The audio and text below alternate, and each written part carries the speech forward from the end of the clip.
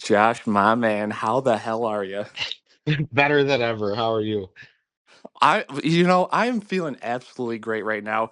And, even though I can't see you right at this very second, I can just feel your grin from where I'm at right now because I can just feel the enthusiasm of you about to talk NFL today. Because not only are we just mere hours away from one of the greatest Super Bowl matchups in NFL history, you got the NFC Conference champions, Philadelphia Eagles, Jalen Hurts, Nick Sirianni, going against the back-to-back Super Bowl champions, Kansas City Chiefs, led by Patrick Mahomes, Travis Kelsey, and you can't forget Taylor Swift. But I would be very remiss if I didn't talk about the biggest piece of news in NFL and Chicago Bears history today.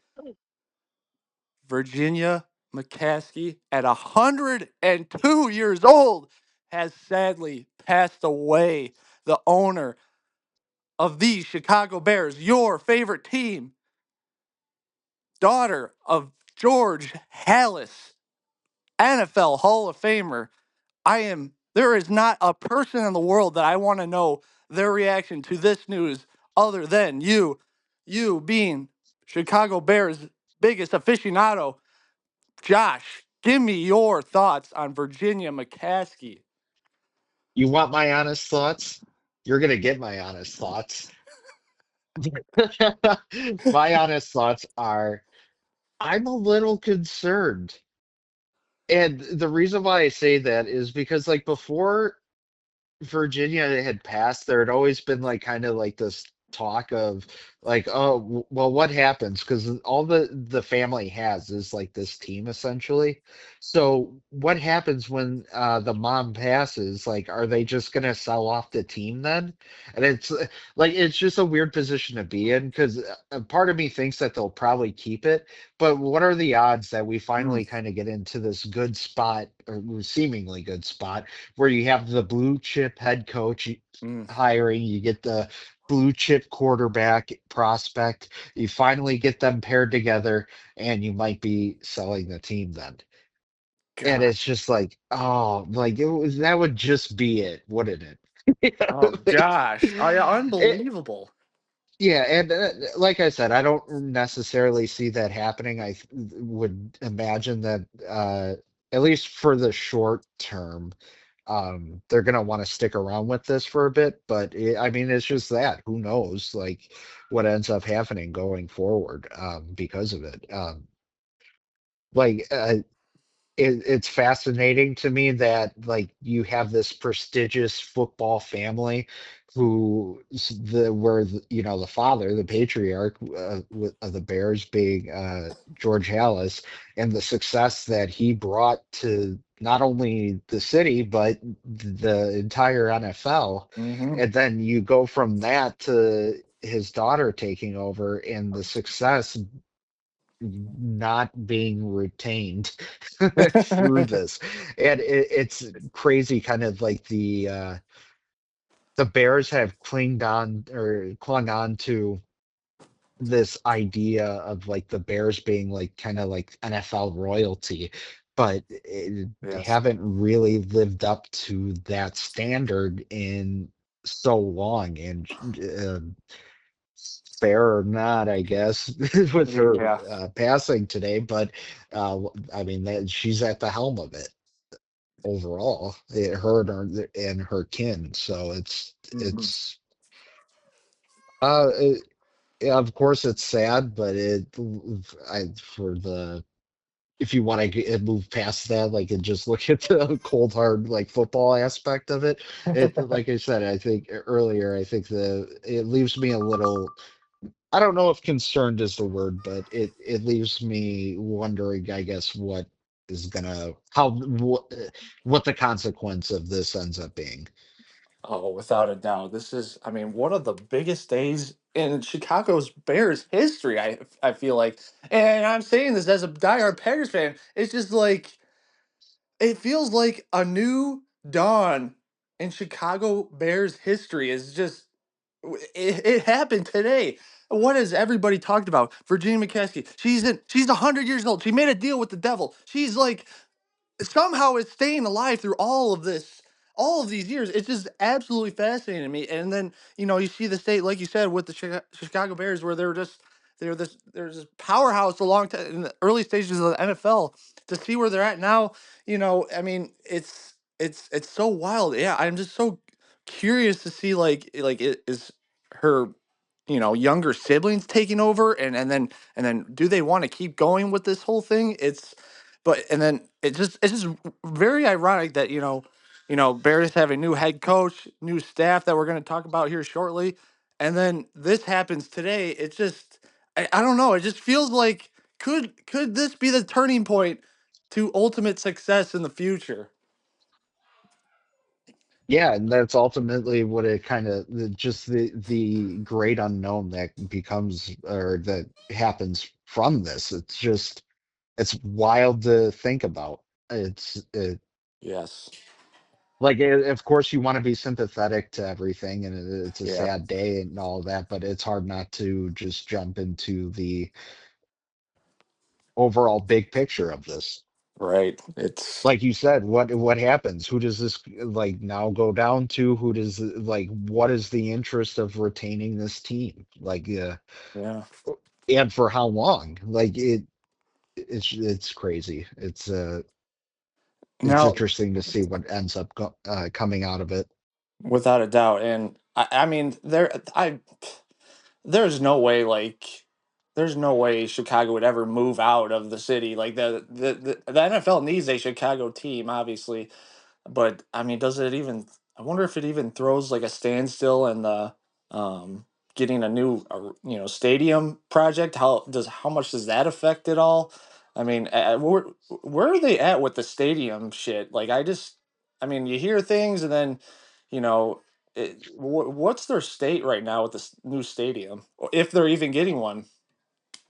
Yeah, all I keep hearing is like it seems like Bears like ownership and God, I'm blanking on the dude's name. Kevin. Yeah, Warren. Yeah, Kevin Warren.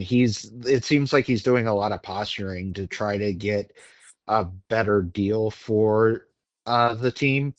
So Yeah, that's all I kind of keep hearing. Like anytime he talks about it, nothing's really in plan as far as like, shovels in the ground or anything like that. They haven't even gotten to that point. I think they're still trying to figure out a deal. yeah, And two, I don't know how much of it is like they bought that chunk of land, but at the same time they seem like they want to stay in Chicago. So I don't know what the end goal is, if they're still trying to stay in Chicago or if they're still just trying to play off of the two cities to try to get the best deal possible. yeah. Very fascinating. Yeah, I'm sure you've seen that graphic or that video graphic of like what NFL teams do when they put out their like, oh, this is what our stadium's gonna look like. That video Yeah. where it's like, and it's just man, if they can build something like that, that'd be absolutely wild. I mean, especially us living so close. Um, but yeah, I'm looking up this. I'm trying nothing official, but I'm looking up and seeing. So obviously George McCaskey is Virginia's son, who's been the chairman since 2011. You know, gotta wonder if he continues the reins there. I mean, I know George. I can't remember if I told you this story before, but George always a friend of mine told me that he'll like go down to the pregame stuff in Chicago, and he'll just be like walking around with the fans and stuff, and Yeah. people will just like he's just like, it was the guy I was talking to, he was like, oh, all we do is talk shit about the Bears. Bears had a rough season, and then he's like, I'm gonna say something to George McCaskey or whatever, and then he's like, everybody's just like, oh, hey George, how's it going? Can I get a picture? Blah blah blah. And he's like, meanwhile, yeah, you guys were just talking shit about him like literally 30 seconds ago, but then you see him in real life and you're like, hey, can I get a picture or whatever? But somebody asked like, "Oh, what do you think of the state of the team right now?" And this was like during the losing streak, and he's like, "Yeah, it's been tough or whatever, but I believe we can turn things around." He's like, and the guy's like, "Yeah, right." I'm like, "Oh my god!" But Oh man, was it Johnny? Did he no, it do it? wasn't. No, no, Because no. that would have been great. Yeah, that would have Because been I great. heard it with that voice. Yeah, right. But Yeah, no, it's crazy. no, that's one of the things when you would kind of hear about some of those things happening about how he would even say like during like end of year like interviews and stuff like that, where he'd Yeah. be like, "Yeah, I go out and I talk to the fans and whatnot, and they say that yeah, they like the team, they like what we're trying to accomplish." And it's Oh like, my god. yeah, how many people, like you said, like in that story, how many people are just gonna go up to you and be like, "Dude, Right. what are you doing? Like, Oh you yeah. figure your shit out." Like, who's gonna do that? Gosh, You know, just like yeah. even if like, I'm sure with you, like as a Packers fan, has had your frustrations with the Packers and how Right. they've gone. When we ran into Mark Murphy, you were thinking, dude, I wish you didn't have this job right now. Like, like Well, those words were, yeah. it was holy shit, that's Mark Murphy. Uh-huh.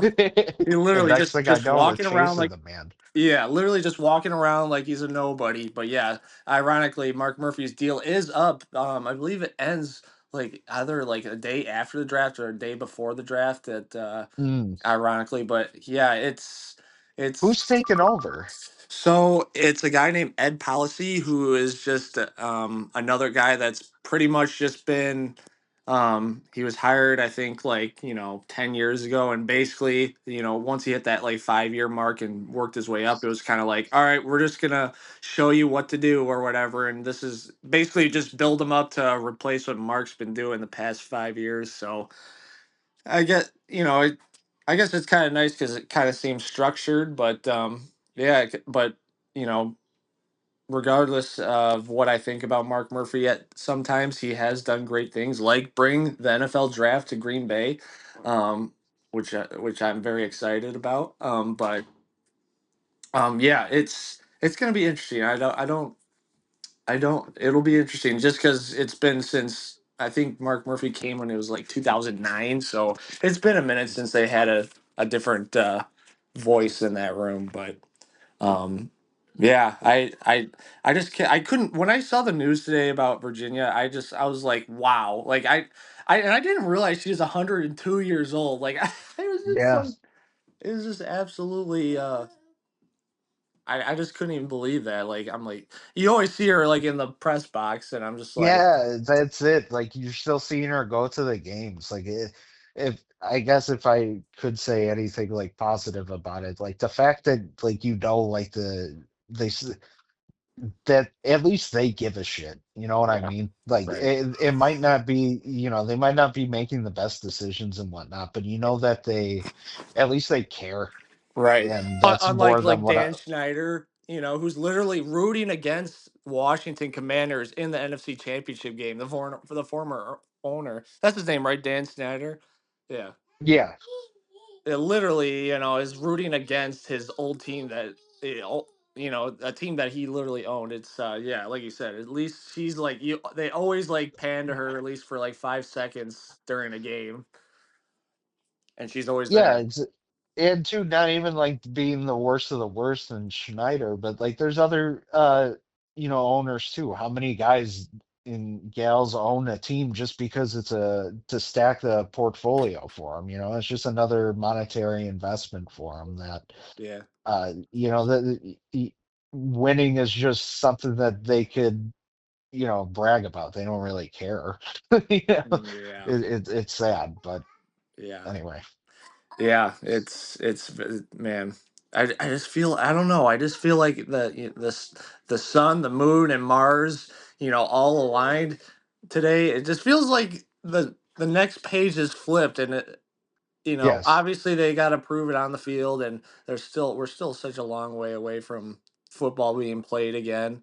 Um, and I mean, we got the draft and free agency come up, which I'm sure we'll talk about, but it just feels like it's maybe it's the turning of the page. Obviously, I want it to continue exactly where it's at, but yeah, it's kind of it. At least Virginia, her last game, as you know, she beat the Packers going the way out. So, um, Yeah, that's a nice little storybook yeah, way to, yeah, kind of end it all, yeah, Hey, we got the Packers. All right. right, I'm going to bed.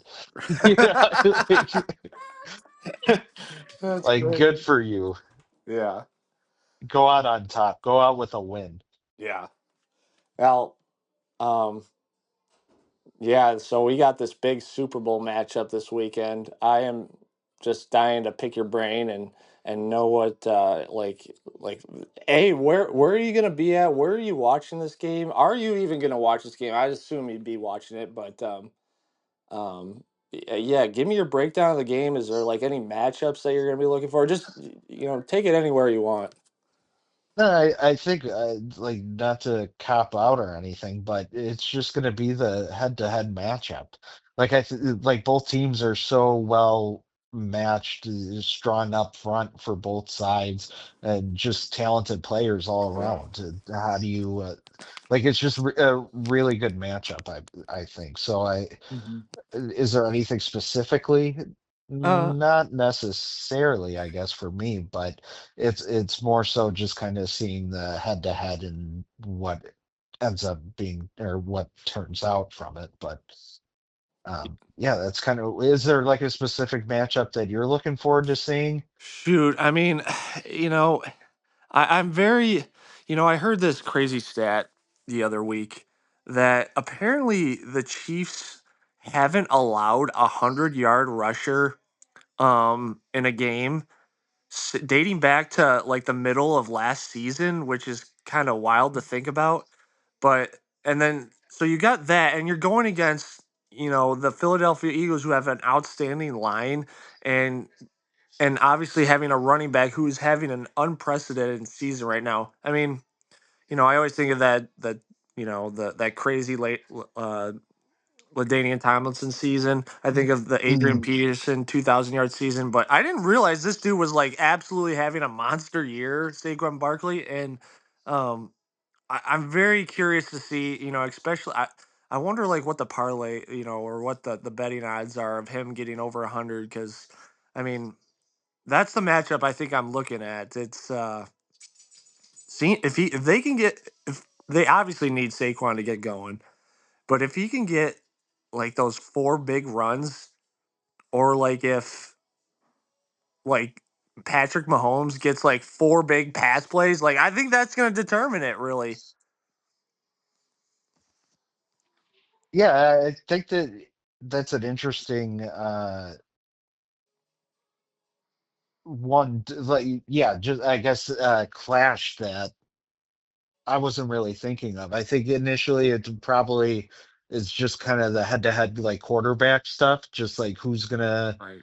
come out on top. But no, I like that the Saquon versus that run defense because ultimately something's got to give. No doubt. And two, like it's easy to get over shit. Like I remember when the Chiefs went in against, I don't even remember what team it was. It might have been who was it? When they first won their Super Bowl. Ooh. I think it was the 49ers and Jimmy G, right? Okay. Yeah, and people were counting just saying how there's going to be this offensive you know thing with Kansas City's defense not being there, and it was like Yeah. no, like their defense has been quietly good for a while, and it's probably at a point now where people kind of know, but still they will get overshadowed. And the fact that I didn't even realize that they haven't, especially now in the league where not that running is like it's still a quarterback driven game, but the running game has become more of a equalizer and more beneficial for teams to use now than it has been in years past. Like it's coming back around, essentially, is the Yeah. long way of saying. But yeah, for them to be able to shut that down like so well for, I mean, just consistently for years now. Like that's fucking nuts. Yeah. Like if they're Yeah. able to do that against Saquon, it's hard to see anything the Eagles doing that could beat that. I mean, obviously there's other weapons outside of just Saquon. You got great wide receivers and Hmm. Dallas Goddard, catching passes at tight end too. So I mean, you got weapons galore, but Hmm. still, you think that if that's shut down, the rest of it kind of falls in on itself too. Yeah, without a doubt. And it's so interesting too, because you got Brett Veach, the Chiefs general manager.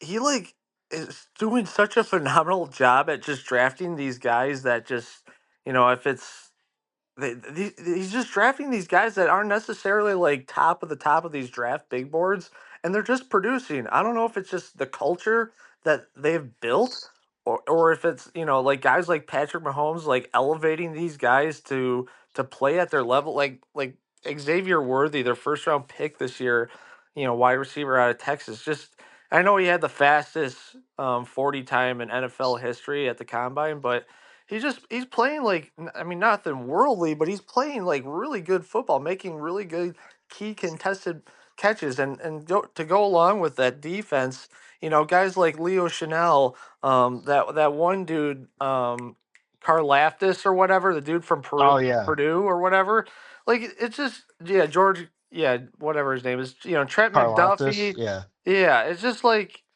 and then like these guys are just like making key plays like in AFC championships, divisional rounds, Super Bowls. And then also, by the way, hey, we're gonna hit big on a seventh round running back, Isaiah Pacheco, who ironically is not getting like the bulk of the carries right now. I don't know if he's still injured or not. They kind of seems like they're Hmm. giving it to Kareem Hunt right now a bit, but like still last year he was like a fucking monster in the playoffs. It's just like, man, it's just they just keep, the rich get richer. No, for real. And but too, like I think that's what's really cool about the matchup in itself, that you can kind of see it's the I mean, it helps. Patrick Mahomes covers a lot of warts regardless. But if you look at the GMs, like for each team, just seeing what they've built up, like regardless outside of Mahomes, like you said, the defense has got some really well drafted players offensively. When you get a productive running back in the seventh round, it's just found money. And Yeah. then throw in whoever, and to like to look at their offensive and defensive lines, like they're just consistently good. um Gosh. and to kind of see that, like the consistency that they've been able to build up, on both sides, the NFC and the AFC. I think that it's really cool matchup, from a build standpoint as well. Without a doubt. And I wonder how much Jason Kelsey is just absolutely kicking himself in the nuts right now. Like he could have literally had that, ESPN would have just absolutely like glazed that narrative with him Sure. rematching his brother again in the Super Bowl. Now he can get his chance. I know he's won a Super Bowl already, but he can get his chance to beat his brother in the Super Bowl. Yeah, Like, to avenge him. Yeah. oh gosh, and then he could like I don't know, like I think he said his body was like really messed up. Like there was just no Oh, I'm way. sure. Yeah, I bet he just like couldn't last another season. But I wonder if like deep down he's just like, gosh damn it, like I just should have one more year. Yeah. No, But yeah, that that would have been cool to see, obviously. Like like and then too, it's like I mean, he's obviously like done, but then I'm thinking like, oh, if he ended up winning, and like what happens? Does he come back for like a three-peat? It's like, it doesn't right, matter. He's done, but yeah, yeah. now my mind's racing thinking about it. Oh man, and freaking, I mean, I think I've mentioned this before, but you know, I don't know who I'm picking quite yet. I want to make a prediction here later here, but it's it's really it it pisses me off, and then and then I have to give it some respect to the Eagles, where it's like, you know. Jalen Hurts is not playing anything like mind-boggling. Like he hasn't had to like put the team on his back and make those key throws this playoff season. And it's like you said, it's based on, great drafting by by Howie Roseman. It's just, you go from they start. What was it? They last year they started off like 10-1, and then they lost like 5 out of 6 or whatever. Got bounced in the first round, and they made the adjustments, and they, by nature drafted the two best cornerbacks in round one and round two with Dijon and Quinion Mitchell. It's just, and then you know, And the year before drafting the best defensive lineman of the draft. yeah, and what's funny too. Um, I really like their other first round pick too. The other kid from Georgia because they drafted Jalen Carter at 9 and Nolan Smith at 30. I Mm. fucking love Nolan Smith. His tape was just amazing, and the only thing was he's just not. He doesn't look like an edge. He looks like a nickel corner. Playing defensive end, but he's just got that crazy bend to his game where it's just like really impressive, like how he could just like get around these tackles. And he had a rough he had a rough rookie season, but he really came to his own. I mean, he even got a sack, going against Zach Tom, who's like the Packers easily is their best lineman, and it was really impressive to see. It's just like it pisses me off because they draft the good Georgia players. We get the fucking dog shit fucking Georgia guys, and that's what pisses me off. But I Yeah, digress. you draft a guy from Georgia, you expect something good. Right? Yeah, and even wasn't Jalen Carter the one who was like he had like off the field issues, or was that the other Yeah, kid? no, yeah, Okay. because that's why the Bears didn't draft him when they could Right. have. Yeah. Um, they so what was the deal with him? Oh yeah, he got like he was like in a racing incident Yes, where that's right. someone in another car who he was racing with, I think both of them died or something like that. Right, and the big draft, thing is like, well, you can't get this guy, because it wasn't too long ago you had Henry Ruggs out in the world, and it's like we Yeah, can't have another one. This could drop him like significantly. Ultimately, he went ninth overall, and I mean, I haven't heard anything bad come from him after that incident. So, it sounds like he's learned from his mistakes, and now the Eagles have literally, they found gold with him. I mean, this dude is just unbelievable right now, just playing great defense. But yeah, it's gonna be really interesting. I mean, yeah, on the Chiefs side, you got Travis Kelsey, who's not, he's. Yeah, do I expect Travis Kelsey to have a crazy game this week? Probably. Like he's probably gonna get like 80 yards and a touchdown. But yeah. he really hasn't I done gotta cut much. you off real quick Yeah. because I remember last year when there was like a one of the catches he had and he was like fucking just like sprinting at like a higher sprint speed than he had over the past 3 years. And it's like he's just gonna bust that out now. So it's like, yeah, of course it's gonna be like, I don't know what he's gonna be on. Like they just inject him with like super serum and he just starts running 3 miles per hour faster than he did at any point. But Oh gosh. it- Gosh, it's something yeah. about those games where like guys just show up and perform. And not that I necessarily like believe in that, but it's crazy when you see it, I guess. Are you a Travis guy? Or are you a fan of him or a fan of his game? Oh yeah, like I remember when I drafted him for fantasy as like a rookie, and Whoa. that's something you should never do, Right, especially too. sure. He was like a third round guy, and he Yeah. ended up being like solid. I was like, who the fuck's this dude? Like, I just kind of Yeah. picked him up on a whim, and from that point on, yeah, I was kind of a fan, and I didn't know that he was going to turn out to be maybe the greatest tight end of all time, but. Right. Uh, No, yeah, I've always liked his game. And two, the more that you hear about just kind of like how him and Patrick Mahomes have played together, where they almost have this mind meld sort of mentality where they could just Yeah. know where each other you know where like Travis is regardless, like he could just know based off of the zone he's going to know where he's going to be, and Oh, that level of like predictability and trust is phenomenal. It's such an advantage, gosh. obviously. He's like, If you could see something that you're not having to look at, it's mhm. such a benefit. Oh gosh, and he literally, yeah, and he just like in years past, it just mind boggles me like how he's like so open at times, and he's just a master of finding that soft zone where nobody like that awkward middle where defenders are just far enough where he's like, what, Hmm. I'm just gonna go find the spot and I'm gonna hit that curl route and I'm just gonna sit here and get and ultimately Mahomes finds him every single time.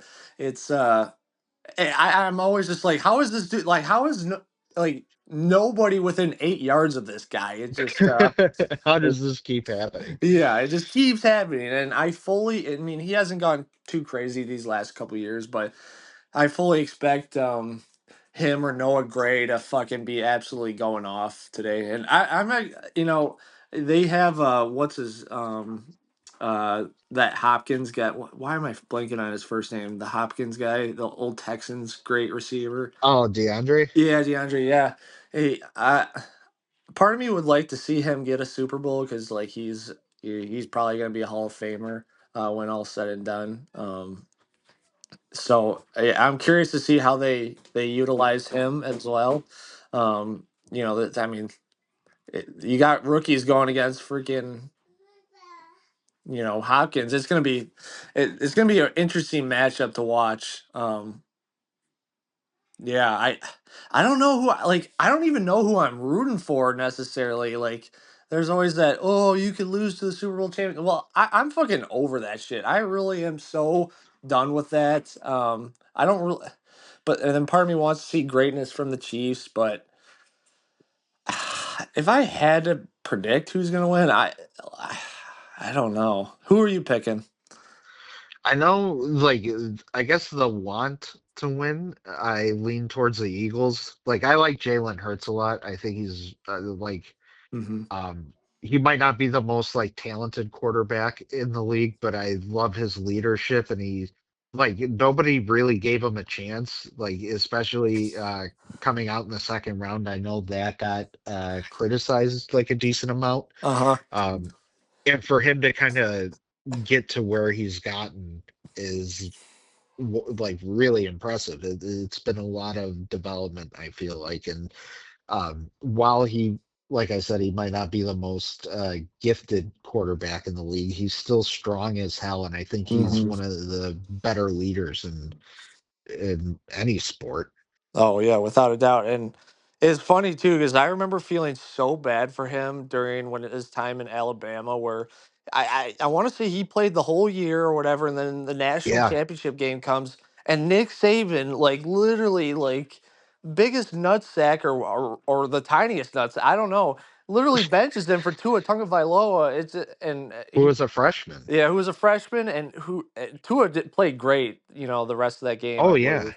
And yeah, because I was against Georgia, I think, for the oh Natty. yes, No, yeah, and I just yeah, like I yeah. couldn't imagine his feelings. Like I know they won the game, but and I'm sure he was excited, but just like it's like that. What's his Carson Wentz? It's just like I just I wonder how they felt in that moment. Like yeah, they won the game, but Mm. then I got benched, but I give him a lot of credit to see his success in the NFL. Yeah, and then to just transfer to Oklahoma and still Hmm. be able to kind of keep uh like your status as a prospect, like to still keep it in a position where you could get drafted and top 64 spot, like that's pretty remarkable. Yeah, without a doubt. Um, So what's your final prediction? I mean, Oh yeah, this would like if the Philadelphia Eagles won, would it be like one of the great? like on paper the matchup is I think really close, but like I feel like if the Eagles win, like ESPN and company would be like this would be like one of the greatest upsets they would say. Like this would be like it maybe not as much, but very close to like when the Giants beat the undefeated Patriots team. Like the Chiefs are trying to get that third Super Bowl that nobody's ever done in the Super Bowl era. It's man, if the Eagles, there's no way the Eagles win, right? Or I don't know. Yeah, I don't necessarily agree with that. I think it's closer than that. Like you said, I think the talent is shows that, like on paper at least, both Yeah. teams are really solid. Yeah. If anything, I would give like the major advantage is probably head coach. Yes. It's like I give Kansas City the major edge there, and their coaching all around is just really solid. But still, it's not like you're going up against slouches on the other side. Like with Vic Fangio, he's going to be Mm-hmm. commanding as well, and it's not going to be easy for the Chiefs to do what they want to do. So yeah, I don't know if it's like I maybe from a narrative standpoint more so than a realistic standpoint, it could get spun that way, but maybe this isn't the best argument because the Patriots weren't supposed to go, 19-0 or whatever it was. The Yeah. teams aren't supposed to go undefeated, and they proved that. But that's I think that's kind of what applies to this, where it's like, yeah, teams aren't really supposed to win three Super Bowls in a row. So No. it wouldn't be out of the realm of surprise that that happened. Yeah, and too, it's not like they're going up against, like the rest of the NFC exploded, so now they have to go up against Notre Dame or something, But or they're just calling for scraps at that point. And it's like, no, it's another good team. So, Yeah. uh, is that what you think it could be? It's more of a narrative-driven thing than it is No. necessarily Well, based in no. I fact, or could. do you think? Yeah. I don't know. I just feel like and I could just see all the stupid talk shows, or it's like, or like those moments after the game where, this is the back to back Super Bowl champions. Like Patrick Mahomes is well on his way to becoming maybe the greatest football player ever, and gosh, like if somehow Nick Sirianni fucking finds a way to lead his ball club to beat this team with it, it just it would be like one of the like people would fucking like you know Twitter and all these discords would be just and everybody would be going nuts over this shit. But I don't know. It's but I don't know. I feel like, and I hate to use this, but it just feels like the script is written for this to finally fucking happen.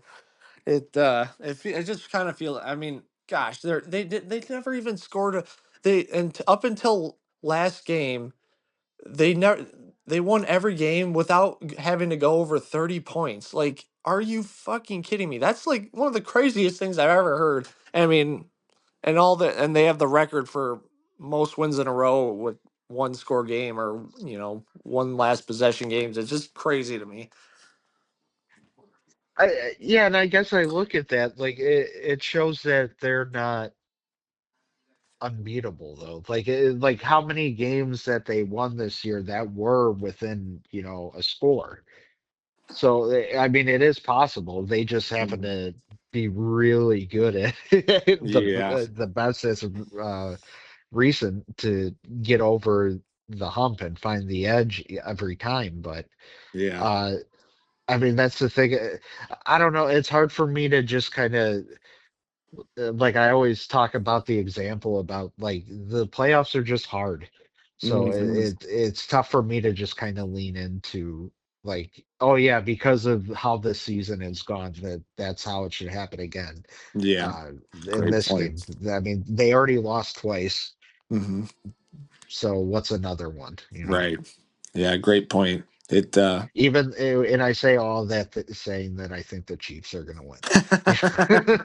very to win. beautiful, very well put to put a bow on that. And I guess that one more bow to put on that. I talked about this with Brad, but it was just like, you know, I think of it like when it comes to the Packers, and literally Aaron Rodgers had to be A+ during the playoffs in order for the Packers to absolutely have a chance to win. Because, although Green Bay's defense played well this year, like in years, this past decade, their defense wasn't that. And you needed an 100% A+ game from Aaron Rodgers in order to have a chance in these games. And, you know, it just to see like it's Jalen Hurts isn't playing his greatest right now, but so that type of shit will always bug the fuck out of me where it's like, Sure. good God, give me a break. But this has been a big um this is a big off season so far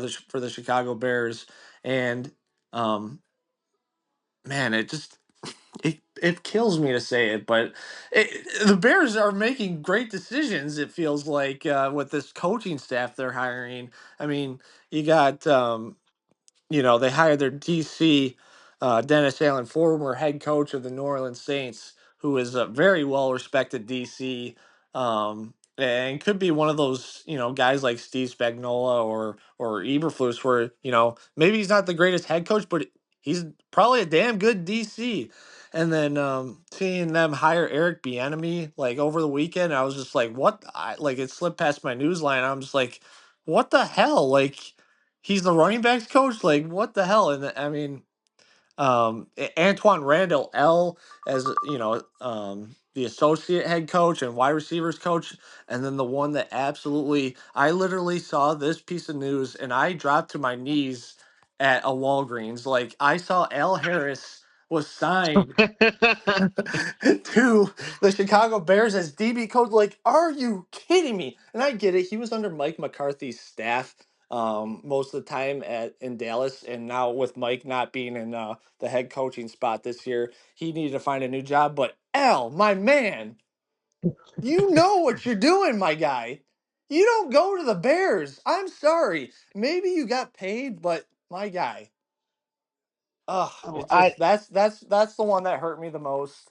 Al is a fuck, and but everything that I hear, even dating back, like there was like when during the Joe Barry stuff and prior to the Jeff Halfley stuff, like people, and maybe it's just like because they're Packers fans, but people were really clamoring on they've been hearing great things from Al Harris in circles, like they wanted him as their DC, and just to see him sign with the Bears, I'm just like Al, my guy, ugh.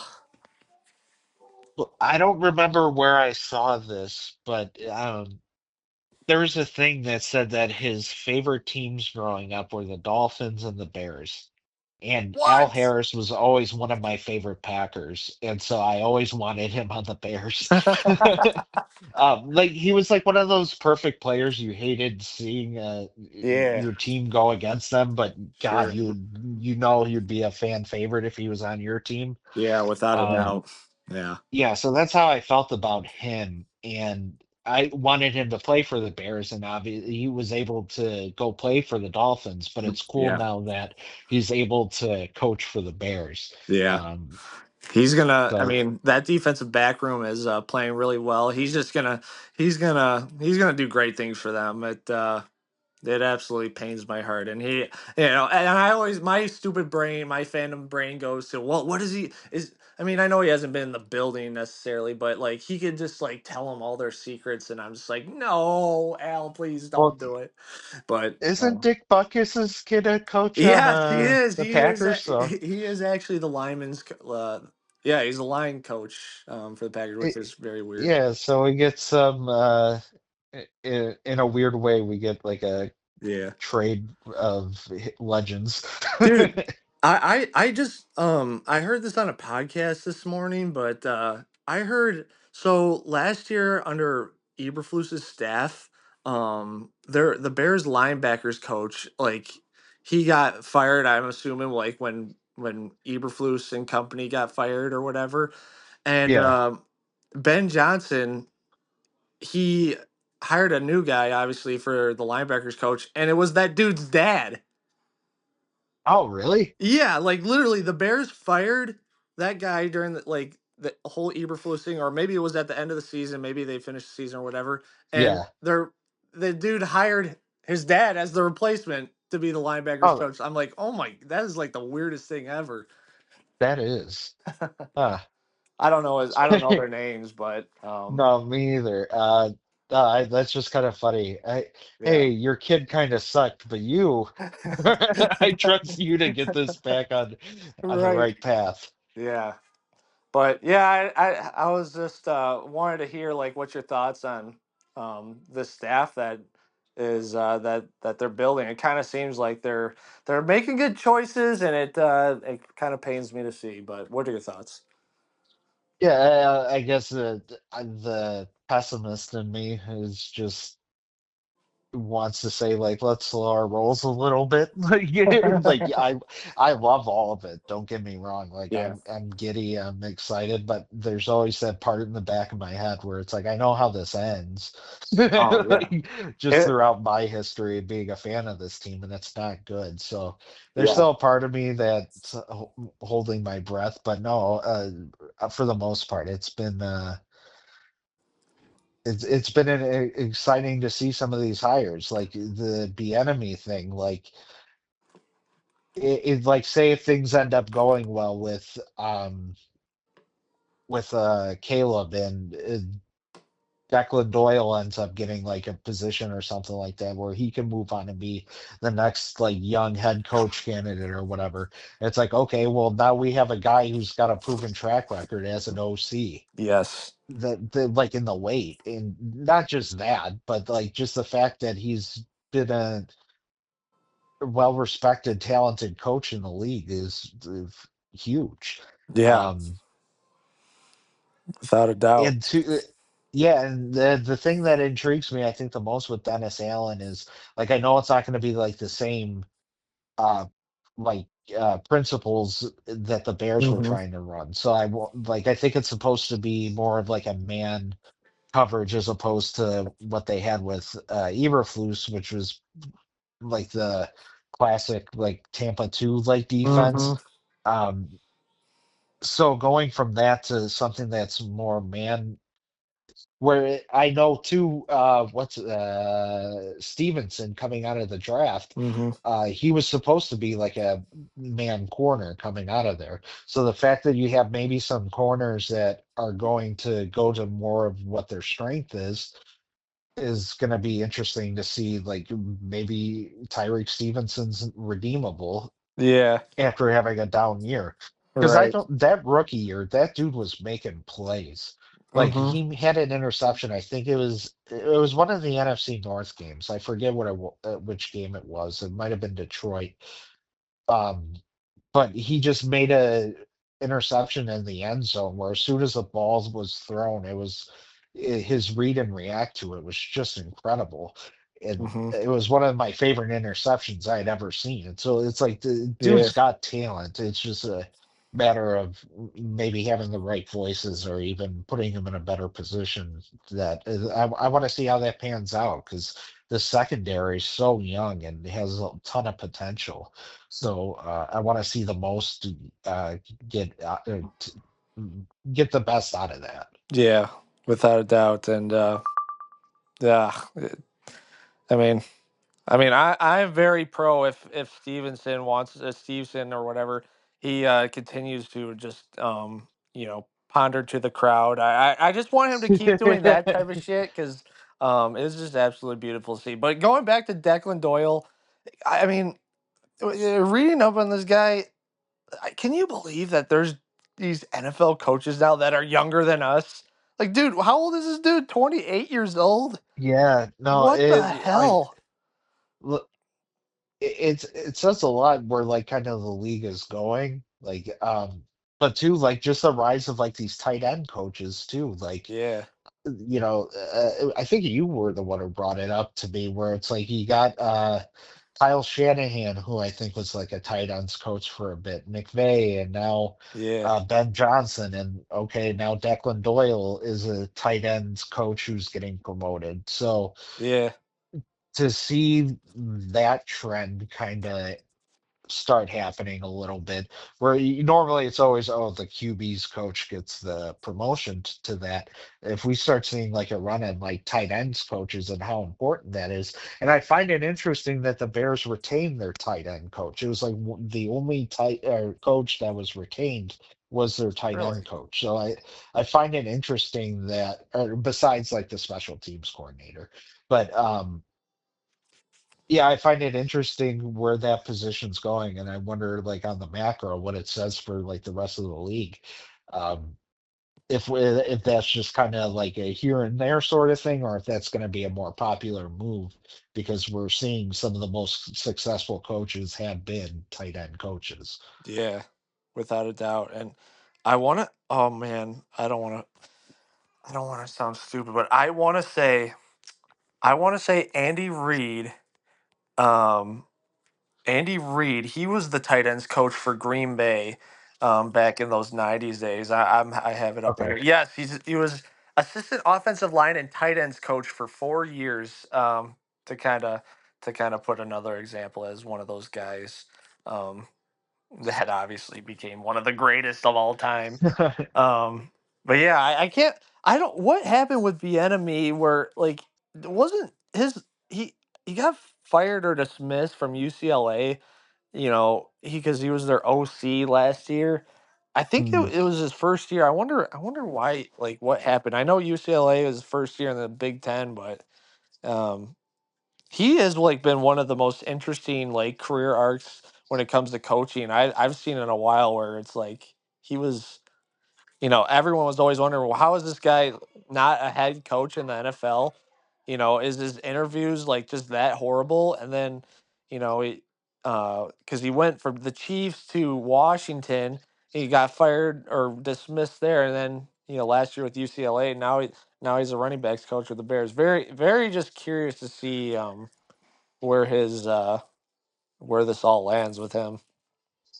Yeah, and I hope he ends up getting that head coaching spot. Like, obviously, that means that things have to be going well Yeah, for that to happen. But um, yeah, it sucks for him that he's always kind of had to uh, like being in Kansas City, where you're under um, probably the greatest, or at least of our time, the greatest head coach.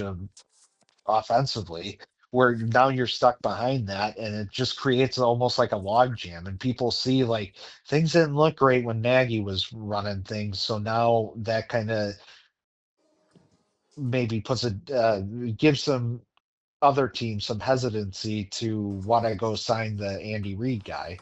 yeah, So I don't know how he ends up finding that success. Like, I feel like a lot of it has to do with luck, and I find that unfortunate for him. So I'm kind of hoping that this ends up being a launching pad for him to get that spot, because he was definitely deserving of it. And like yeah, you said, if it was, it's one thing too if he's going into these interviews and completely failing, but um, yeah, yeah, it'd be cool. Regardless, like, or even if that's not the case, I just hope he ends up getting a chance. yeah, for sure. It's yeah, I heard from a like a coworker of mine who's like big Bears guy. He said that he watched an interview with Eddie George, that old Tennessee Titans running back Yeah, who had an interview with to be the head coach of the Chicago Bears. Eddie George said on a podcast that during that interview process with the Bears, they said they were really like the big thing that he took away from it was that they really, really are looking into the running back position if it's either the draft or this upcoming free agency. Like I think the Bears' big target, like just based on that understanding, is that they're going to be attacking the running back position, which is really interesting. With hiring Bieniemy as the running backs coach, and then you got Swift. I don't know. I mean, I don't know what is gonna. like obviously Swift's going to be on the team, I would think this year. I mean, maybe he's a cut casualty guy, but I think the contract kind of makes it where you probably have to keep him. But very interested to see what they do with that room um, this upcoming year. But um, the last topic, I mean, unless if you had anything to go off from that. No, I guess hopefully they, if that's the case, I hear this kid from Boise State's supposed to be pretty good, so Yes. maybe take a Yes. run at that guy. I heard Uh, the running back draft class is pretty good this year. I mean, we're maybe not necessarily the top besides Genty. Um, there's a lot like when it starts the second round and then all the way to the end yeah. of the draft. There's a lot of big pickups that we can do. But that will be for another day because last topic I want to talk to you about is the NBA trade deadline that's ironically happened finished off at 2 o'clock today. The big piece of news when it comes to NBA, Luka Doncic getting traded from the Dallas Mavericks to the Los Angeles Lakers. I want to know if you what you thought about that trade at all, and then when it comes to your favorite basketball team, the Chicago Bulls, just absolutely interesting. You know, you heard so much. You heard so much are they going to be sellers at the trade deadline? Because you hear these things with if it's Vooch, if it's Lonzo Ball, if it's Zach Levine, um, Kobe White, all these guys. Who knows what's going to happen after the trade deadline? Ultimately, um, just Zach Levine gets traded to the Sacramento Bulls now, and it's absolutely it's interesting because I thought for sure Vooch would be gone. Um, but then again, if they traded him and didn't get a big man, they would literally have like no big men left on their team. Like really, but I just want what is your state on that Luka Doncic trade and then the Bulls trade deadline as a whole? The Luca thing was like, obviously no one's expecting that. And the thing about it that I think hit me is like if I was a Mavericks fan, I would be absolutely livid. Like the fact that you had one of the top players in the NBA. Like Mhm. I remember when he got drafted, it was like it was one of those look out for this kid. Like it's kind of weird that he's sliding. Like dude was wrecking pro leagues in Europe Yes. as like a teenager. So this kid's probably going to be good. And sure enough, he was. And you're just willing to give up on him is just like like I look at it like I know if I was a Dallas Mavericks fan, he would be my favorite player. Oh, And he'd without a be the doubt. reason why I watch. And Mhm. now that he's gone, I would be like, what's the point? Oh Like, gosh. like, do you see Dallas going back to the finals after like making a trade like that? Because in the West, like that's damn near impossible. Right. And I think they're like seventh. I don't know. They're like seventh right now, or they might even be in the bubble. I can't recall off the top of my head, but everything that Mm. I'm reading is like you know, defensively, they are in a much better spot with getting AD on their team. And obviously, like basically, they have to like win it like this year or next year, and then it becomes an absolute like rebuild to the absolute max. Like potentially, like you're basically turning it into like the Pelicans or the Toronto Raptors. You know, because I mean they have good pieces, but obviously they're older. AD is still putting up great numbers statistically. You got Clay Thompson, Kyrie Irving, um, Derek Lively, who's a good player. Oh man, who else? Who else do they have? They have a couple good other guys too. Daniel Gafford, Bulls legend. Um, it's they basically have to win now, but like you said, the the West is just an absolute juggernaut right now. I mean, you got Steph Curry and the Warriors literally like not even in the bubble right now. It's just like and the Oklahoma City Thunder just are just playing out of their minds right now. it's man, I'd be the exact same way. If I was a Dallas Mavericks fan, like I would obviously like finish this season, but gosh, what were you thinking? The Luka literally single handedly brought you to an NBA Finals. Like, yeah, sure, there was a couple guys like contributing, but it's Luka's team. Like dude literally put up like 70 in a game last year. Yeah, I just like imagine if like the Bucks got rid of Giannis to get Oh, Anthony Davis. And it's nothing like Anthony Davis is obviously a good player and hmm like you said, he's putting up good numbers this year, but he's not one of the top three players in the NBA. right. So like how do you just like replace that? And the willingness to be like I don't know. Like basketball is so much different than like any other sport where Yes. like all you need is to have one of the guys and not the rest will figure itself out. Like it's Without a obviously doubt. not that easy, but you've gotten like 80% of the job done at that point. And the fact that you just get rid of that and Yes. potentially have to rebuild it's like like Luca doesn't just grow on a tree, my guy. Like how do you just Gosh. plan on coming back from that, I guess? And what's the sell of that? You know what I mean? Like how do you sell that? Oh Like gosh. it's like you had a winning lottery ticket, you ripped it up, and it's like, yeah, I guess I'll win it again. And it's like, I don't think so. I don't Oh think my that's what you're getting gosh. out of this. That news broke at like, I don't know, 11 or 12 o'clock on Saturday. And I was like mere seconds away from falling asleep. Once I got that notification on my phone, I literally did not go to bed till like 2 a.m. I it just made me paranoid because I'm like, yeah, like, like you said, it brought, I'm like, now literally anything's on the table. Like Giannis could be traded. Like it just like this is like one of the craziest trades in like North American sports history. Like and he goes to the Yeah. Lakers. Like and then And that's everything. kind of a bummer too. Like it's like of Yeah, course he goes to of like the course, prestigious team. of course, and like like now there's like the Lakers, like they've the Lakers literally have had everything. They had Kareem, they had Shaq, they had Kobe, they had LeBron, they had Magic. It's just and now they got Luca. Like, gosh, like they have their guy for the next decade. And the Yep. dude is only 25 years old. 25. Like, are you kidding me? Yeah, it's unreal. And yeah, I can't. I mean, I guess Dallas fans can be Bulls fans. Yes, I do.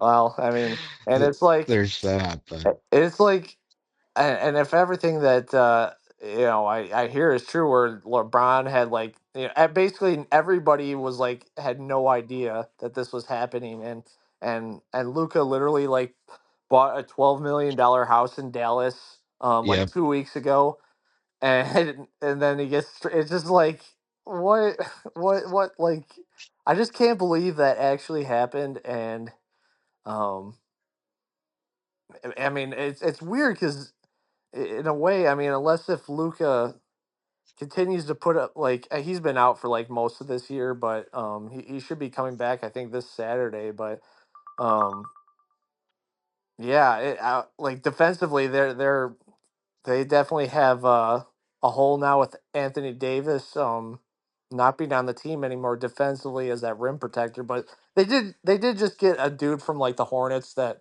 I've never heard of, but people are saying like he's a good rim protector, but very, very interested to see what happens. But yeah, what are your thoughts on the Chicago Bulls and Zach Lavine getting traded to the Kings? Yeah, I guess I've kind of hit a point where I've just been uh like I realized that after they didn't do anything today, like to get like Vooch out of there or some of the other uh assets that they had to like try to just figure out something new because obviously this didn't work. And I've found myself just landing on apathy. Like Mm. I texted Sam earlier and I was like, I don't know how the Bulls managed to during maybe like one of the darkest times in Chicago sports history.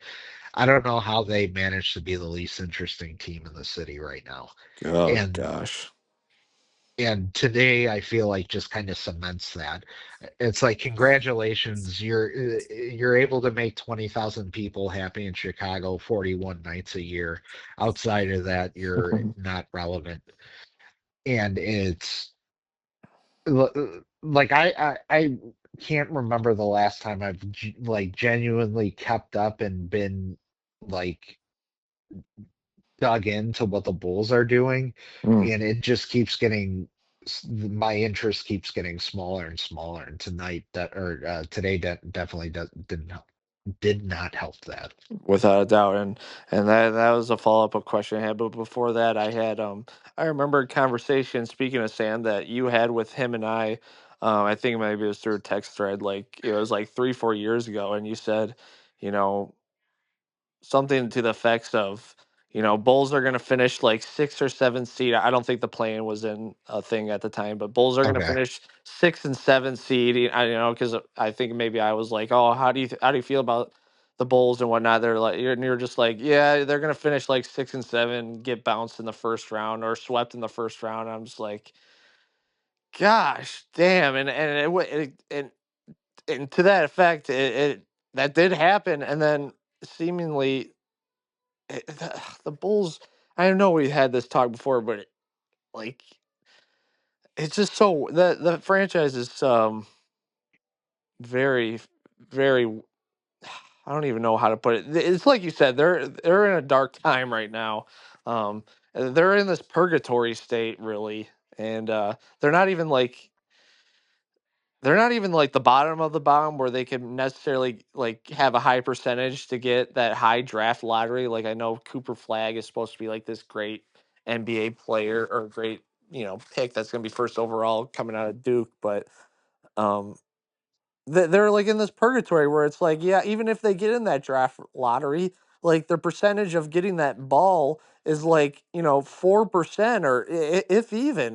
They're just like in a weird spot. Yeah, and that's just look. Oh, God, they frustrate me to no end. Yeah. Like I don't know. Like I think I probably have like a too high set standard where it's like if we're not talking championship, like I'm not really interested. And That was my question too. yeah, Like how much do you watch the Bulls? Like, how often do you like if you see the Bulls are on, like, do you watch the Bulls or do you just like just don't watch them and then you see like the score at the end on your phone? Do you like watch the Bulls or do you just like? Because I noticed myself, like there was this game last week with the Bucks where Dame, Giannis, Brooke, Chris, um, and Bobby were all out, and so they literally had like their G League guys as the starter, and I couldn't even make it. Like it was cool to see, like because I had a couple guys that I wanted to watch, but like yeah. it was like midway, through the second quarter. I'm like, oh, like I'm like just looking at my phone. Like I'm not even watching this game. Like I'm just not invested. Like without seeing like these superstars that it is that like what it's like. Do you watch the Bulls? I would watch those type of games if my team was in the midst of winning a championship. You Yeah. know, Yes. like that's when that shit's interesting. Like like I can't care about it like now when like I know that there's nothing of value to be gained from um like this team right now. Like you need to sell me on something that like I would be watching if there was something to be excited about. Like even if it's like an investment 2 3 years down the line.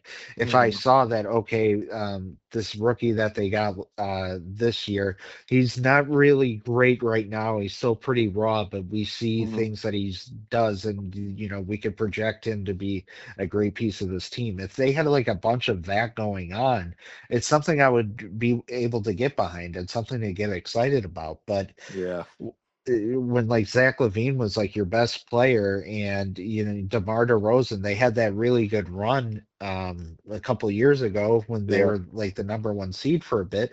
And it was like I was watching a little bit then because you know, it's exciting. It's like, okay, what can they do? And Yeah. then that fizzled out. But yeah, if they're not contending, it's hard, or showing that they can get involved in contending. There's, like you said, they're in purgatory right now, and why would I waste my time?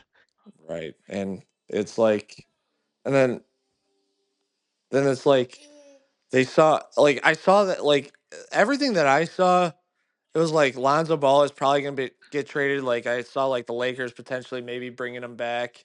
Um, and and then I saw like ultimately it led to a 2 year extension, like 2 year $20 million extension. Like I don't even, I mean, correct me if I'm wrong, but I don't even think he's like in the starting rotation, and I think he's getting a couple minutes, but like I don't even think he's like playing a lot of back to backs. Like I don't know, it's just really interesting and weird. But Yeah, and the thing that's like annoying about that, it's like if you could have gotten a trade for him, like it's almost a miracle that he's back and playing again. Like his injury was like really um the way I heard about it explained on the show that I listened to. They were saying that essentially it's like before, like what Tommy John was. Like once that UCL tore in your arm, like there was no coming back from it. And Mhm. until that point, no player had come back from his specific injury, which I can't remember exactly what it was. I know it had to do with his knees, but the fact that they were able to fix it and get him back into playing at an NBA level has been a miracle in itself. And to Yes. me, if like essentially he's already been found money to bring that up again, but he with that being the case, I feel like you should just capitalize on it and try to like you got more than you ever would have expected out of this. Like, why do we need to squeeze this out? What's the point? Yes. Like it doesn't make sense to me. Like you're gonna bring him back for 2 years for what? Ah, It's like just to keep being in this dance, and that's what like what's weird to me too. Like why are you just content at settling at a fucking 7 seed? right. Like Oh gosh. just to get one playoff Yeah, like a one week playing of game. playoffs? Yeah. Yeah, and bro, it's Like like the past 2 years, like they've been fucking like the ninth and 10th seed, like playing in that you must win this game in order to go to the second round of the bubble. Like, it's just, yeah, uh, where's the satisfaction in that? Like ugh. even like enough it just it doesn't make sense to me. And they have a couple players that like. I really like Zach Levine. I really like Kobe White coming out of UNC. Patrick Williams is what he was like fourth overall. Like he's been kind of he's. I mean, let's not even circle around this thing. He's been not that great of a player, very average to below average player, and Vooch he has some good games here and there. He puts up good numbers, at times, and then some days he'll go cold at the three, and this is a very very. And then you got Billy Don. Like I feel like every Bulls fan is just like get Billy the fuck out of here, like or something. It I don't know. Well, what is he supposed to do with what they have? You know what Yeah, I mean? yeah. Like you can't just turn that like you're not polishing that turd. Like you're not Yes. getting anything out of it. And Mhm. not that it's I guess that bad. Like you know, they had solid players throughout the team this year. It's not like it's a bad team, but Mhm. it just feels stuck and Yeah. it's not going anywhere. It, I think I made the tweet last year, and I wish I kept the account just so I could, if I could go back to it. But I think it was like after the trade deadline last year, I put the Happy Gilmore gif of the you're dragging me down and you're taking me with you. Like that's how I feel like watching that or like following that team, and it's like that's why I just don't do it. Like I can't. keep Yeah. being on this ride of just like of just never-ending sorrow. And I saw this weird stat where it's like somebody put like, oh, the Bucks or the Bulls have beaten the Bucks. They beat the Celtics twice this year, but then they lost like every game against the Raptors and every game against Washington. They lost to the Wizards, who are like an 8-win team right now, and lost like 20 out of the last 21 games. Like it's just that this is what they've been the last like 5 years. It's just Yeah, it is and what it it's is. not good. Not to keep pounding on them, but No, they deserve it. It's no, well earned. yeah, it man, We're far from the 90s. It's been well, yeah, damn near 30 years. It's been 27 years since they yeah. last won a championship, and they haven't been really close to sniffing one since. Oh gosh, and it's it's very it, like I said. I mean, I'm just repeating myself, but it's just like fucking.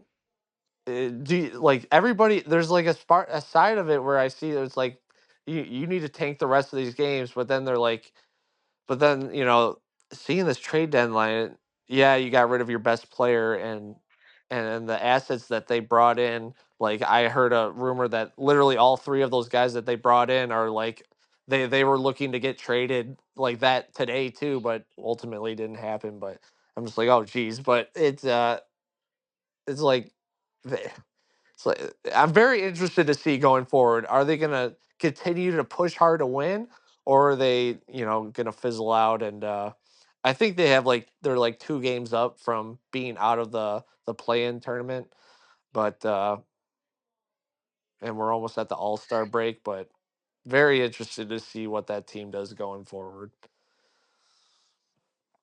But yeah. Yeah, Any final thoughts there? no, I'm pretty much with you. I guess I'm not so much interested until they give me a reason to be interested, but Yeah. it's just, Right. And that's kind of who? where I'm I at. mean, maybe somebody will. Maybe they'll put a lot of money out, but like, who is gonna be like clamoring to like go to Chicago and like I don't know. I'm And done do shitting on what? them. Yeah. Right. Yeah. Eh, There's no Giannis there. There's no right. LeBron there. You don't have anything. Yeah. And I know it sounds like I'm shitting on them, but I'm really not because like the Bulls, they have like in the back of my heart, I have a very soft spot for them because that was the first basketball team I watched man, I'm so pissed that I'm blanking on the old TV channel, but it was like TMJ. I don't. It was one of. I used to watch the Bulls game back in the early 2000s, and um, so they always had a soft spot in my heart. But yeah, it's very interesting to see where they have come to. But yeah, no, Josh, I took up way too much of your time, and I could go literally another hour. I want to talk NHL. I want to talk baseball. I know Cubs had a couple signings or trades this past weekend. But that we'll save that for the next one. So appreciate your time and yeah, thanks for talking with me. Yeah, of course, buddy. Glad to do it. All right, well, we'll see you later, bro. All right, sounds good. Have a good night. Yeah, you too. Appreciate it. Bye.